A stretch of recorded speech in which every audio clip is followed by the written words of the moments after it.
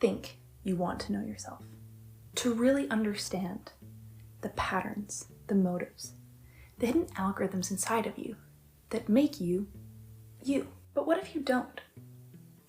What if self-knowledge, the thing we think of as the cornerstone of wisdom, is something our minds are actively designed to resist? In this video, I want to explore that idea. That every attempt to measure who we are subtly changes us. That sometimes it's more comforting to malfunction than to recalibrate. And that maybe, just maybe, the unknown parts of us are doing more structural work than we realize. At the end of each section, I'll share something practical that I actively do or have done in the past, an experiment, a reflection, or an exercise, just to help you notice where you might be protecting yourself from the truth. Not to shame you, but to show you that you're not alone in this. Because I've built these firewalls too. In engineering, calibration is brutal honesty. It's taking a trusted instrument, something that's always seemed reliable, and proving that it's wrong. Humans hate doing that to ourselves. And I think it's because recalibration threatens the stories that we use to feel consistent. There's a term in psychology called motivated reasoning, coined by Ziva Kunda, I believe. It's similar to confirmation bias. It's the tendency to reason toward the conclusion that we want to be true. If you see yourself as a good communicator, you'll gloss over all the moments that you talked over someone else, because that data threatens your internal model. It's the same logic that makes people distrust uncomfortable feedback, or dismiss criticism as negativity. We're sort of protecting calibration drift. And I do it all the time. For years, I told myself that I worked best under pressure, that I needed that last-minute adrenaline to do good work. But now, when I look back at my work, the projects that I finished weeks in advance were consistently better than the projects that I finished last minute. The pressure didn't sharpen me, it distracted me. There's also something to be said about how I probably cared more about the projects that I finished in advance, that I didn't really care about the quality of the work that I was doing last minute, that I wasn't honest about at the time either. I just didn't want to admit that I'd built my entire identity around these coping mechanisms. So here's your first experiment. I'm going to call it the calibration audit. Pick one belief that you have about yourself that feels safe. I'm independent. I'm self-aware. I'm not creative. Ask 3 people who know you well. I used old friends and classmates, but you can use parents, siblings, a partner, whoever, to give you one example that supports this belief and one that contradicts it. It's important to have both. We're not seeking validation. We are gathering data. If the data doesn't match your own self-reading, don't defend it. Just note the drift. That discomfort is the sound of your system recalibrating.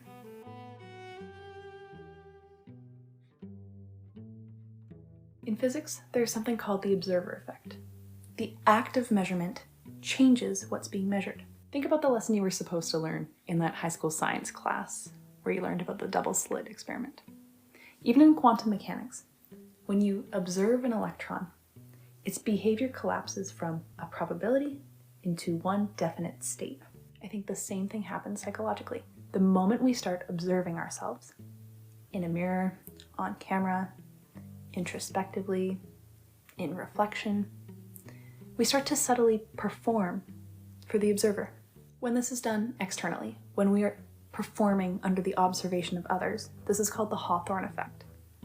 But internally, this is called self-monitoring. Our self-consciousness changes the data. Psychologist Timothy Wilson calls this introspection illusion. When we look inward, we don't find truth. We find stories that are carefully edited for internal coherence. You narrate yourself as though you're being watched, even if the audience is imaginary. I think this is why, for me at least, journaling has often backfired. I end up writing the version of myself that I hope to find. I think our inner monologues can become a sort of press release. Online, I think this effect just compounds. Social media creates a constant state of quantum observation. Every caption, every opinion, every vulnerable post is filtered through what we think will be accepted or respected or admired. I do this too. I'm not big on posting on Instagram, but there are parts of me that become strangely attuned the second a camera turns on. Parts that want to appear introspective, perhaps even more than actually be introspective. It could just be that I'm new to all of this. I'll concede on that point. But it's terrifying, at least to me, how performative authenticity can be. The second actionable takeaway for you is going to be what I'm going to call the mirror test. Try this. Record yourself talking about something emotional, something ridden with guilt or grief or shame, as if no one will ever watch it, and then immediately watch it back.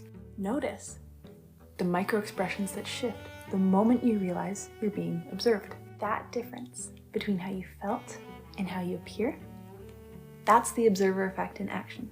And it's humbling to see how much of our truth only exists off camera.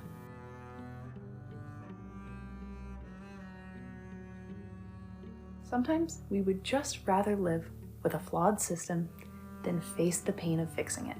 In medicine and psychology, this shows up as the region beta paradox, coined by Daniel Gilbert. It's this counterintuitive observation that people recover more slowly from moderate pain than from severe pain. Mild discomfort can be tolerated indefinitely because moderate pain doesn't trigger a full corrective response. It's good enough. Our inner systems do the same thing.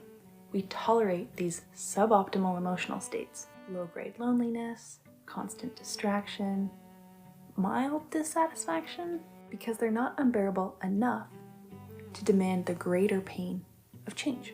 The problem is, good enough slowly rewires our baseline. It becomes our new normal. I've had this realization many times in my relationships, in my friendships, in my career. The discomfort was attributed to being overwhelmed or underslept. But I wasn't tired. I was understimulated. I was underconnected. I was emotionally flat. But the discomfort wasn't sharp enough to fix. It was region beta. My third experiment is the region beta check. Write down one area of your life that is tolerable but uninspiring. It could be a job, a friendship, a habit. For me, it was my fitness. Ask yourself, if this were 10% worse, what would you finally do about it? And then you can do a bit of a recursive loop. If it were 10% worse than that, then what would you do? When I was not in great shape, I would ask myself what I would do if I couldn't get up the stairs without getting out of breath. And then it was, what if I couldn't bend down to tie my shoes? What if the back pain that you have from your desk job, just sitting around all day, just never went away? What would it take to finally spur you into action? Then ask yourself, why are you waiting for it to get worse before you move? The goal isn't to make your life harder. It's to make your threshold for action lower. Don't wait for the alarm to be unbearable before you recalibrate.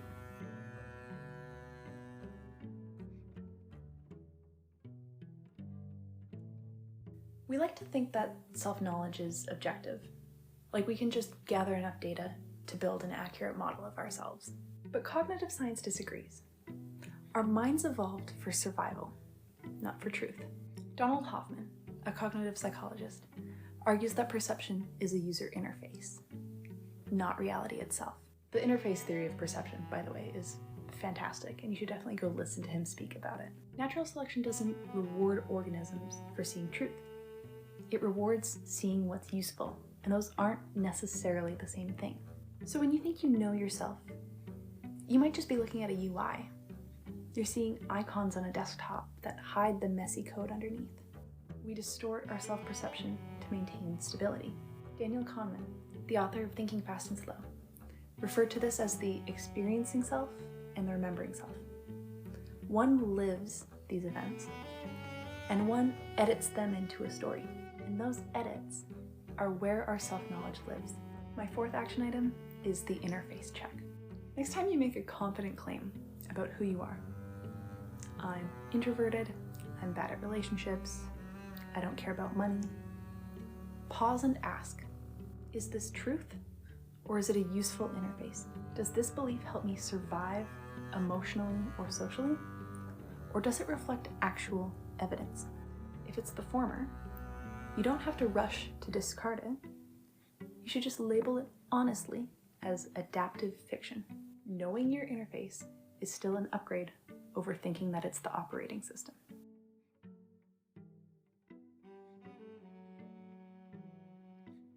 I think there's something genuinely sacred about not knowing. We tend to think ignorance is a flaw, but sometimes the unknown is what gives our lives tension and direction. This is not new knowledge. Philosophers have wrestled with this for centuries.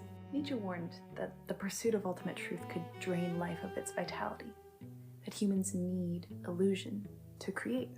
Jacques Lacan described desire as a gap that must remain unfilled. Soren Kierkegaard wrote that despair begins when we become transparent to ourselves.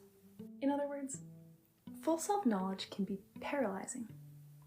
If you knew exactly why you did everything that you do, every hope, every fear, every defense, that mystery that propels you forward might disappear.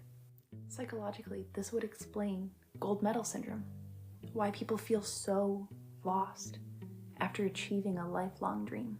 We mistake attainment for aliveness, when the energy never came from the having.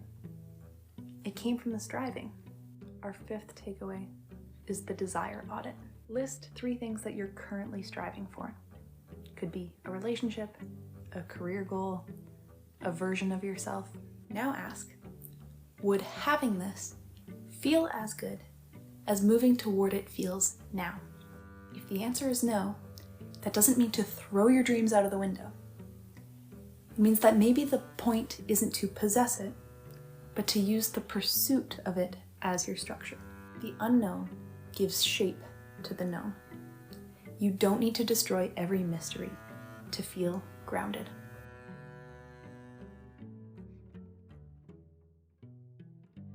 Our minds come with built-in security systems, cognitive firewalls that protect us from psychological overload.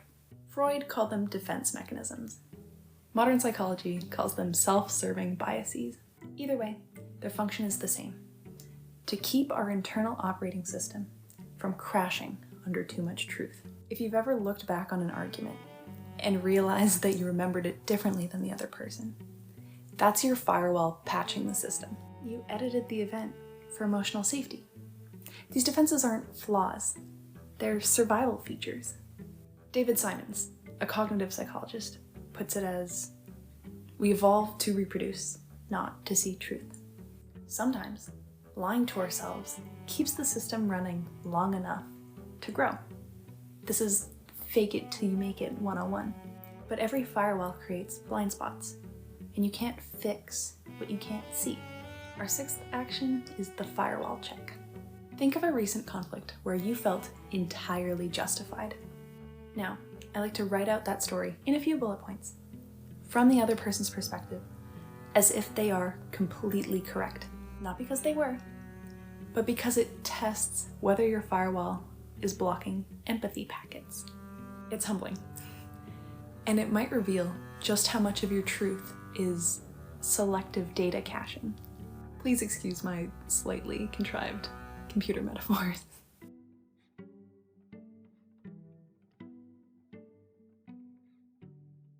We don't have one self. We have versions, Ship of Theseus style. They are context dependent and audience dependent and algorithmically optimized. Irving Goffman, in The Presentation of Self in Everyday Life, back in the 50s, I want to say, argued that we're all just kind of performing. Life is a stage, and identity is our costume. The danger is when we start confusing the costume with the actor underneath. I'll be honest, there are environments where I manufacture myself too, usually subconsciously. When I'm around academics, I think I like to emphasize precision, but when I'm around creatives, I emphasize emotion. They're both me, they're both real, but neither is whole. They're just different faces on a die. The problem isn't the performing. The problem is that sometimes I take the feedback that I get from those performances to be about me, when really it's about the version of myself that I constructed. So takeaway 7 is the role reversal. Next time you're in a social setting, it'll be a while for me probably, quietly note which version of yourself you're performing, and then ask yourself, what am I optimizing for here? Belonging or truth? And then later at home, when you're reflecting on it, not when you're out being present and having fun, I want you to deconstruct it. Ask yourself what that version of you cost the others. Awareness of the performance doesn't make it fake. It just keeps you from mistaking the role you're playing with the actor.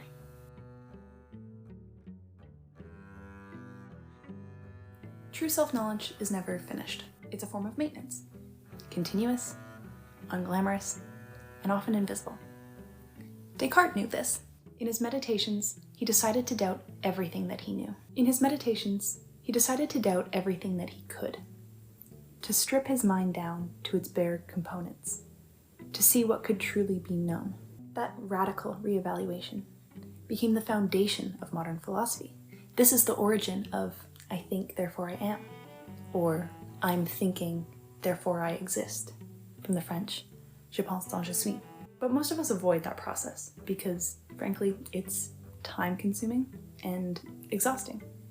We prefer the illusion of stability over the reality of constant recalibration. Psychologically, this is known as cognitive closure, the desire for a firm answer, even if it's wrong, because uncertainty is more painful than inaccuracy. But the paradox is this: you need uncertainty to grow. Systems that stop maintaining or recalibrating will eventually fail. So takeaway 8 is the Cartesian reset once a month, and I genuinely would not recommend any more frequently than this. Pick one belief about your life that feels foundational. Could be your career choice, could be your worldview, could be your relationship, and ask, if I were completely wrong about this, what would that mean for my life? I happen to think that I'm really well suited for what I do. So recently, I've been trying to challenge that more and more. So what would it mean if I weren't well suited for it? Does that mean I change careers? Does that mean I should double down on certain skills? And what does it say about the choices that I've made related to this belief and the assumptions around it? I'm not suggesting that you discard the belief. Just perform the thought experiment. It's a controlled demolition. It's a psychological stress test, and it keeps the system alive.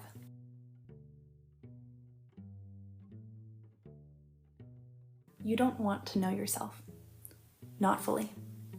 Because the truth is heavier than we were built to carry all at once.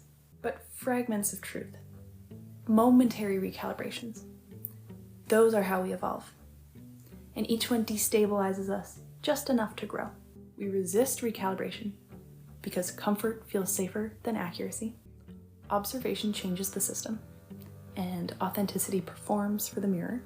We find comfort in malfunction and mistake tolerable pain for stability. Our perception is a user interface, not objective reality. The unknown gives life its structure, and desire is sustained by mystery. Cognitive firewalls protect us from overload, but block empathy.